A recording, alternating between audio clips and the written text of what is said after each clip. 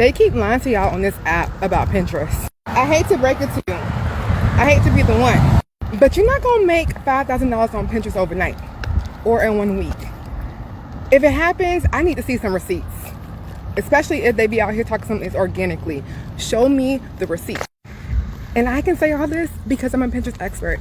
I do this. I do Pinterest marketing for online businesses, probably like yours.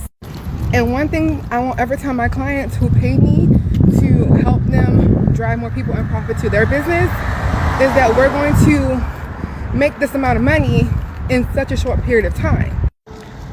The thing about Pinterest is it is a long-term marketing platform and it's going to take time. So if you go into it thinking you're going to get results, whether it's for your affiliate marketing things or your online business, overnight, you're going to be blindsided. You're going to be disappointed. And that's what I hate to see. The other thing is that when they do tell you about Pinterest, they don't be giving you like the real insight on actually how to leverage the platform. Like, make sure you look at my page for actual real good tips.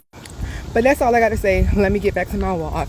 But I just need a video, and it always irks my nerves to see like clickbait content, especially when it's like just misinformation. So yeah.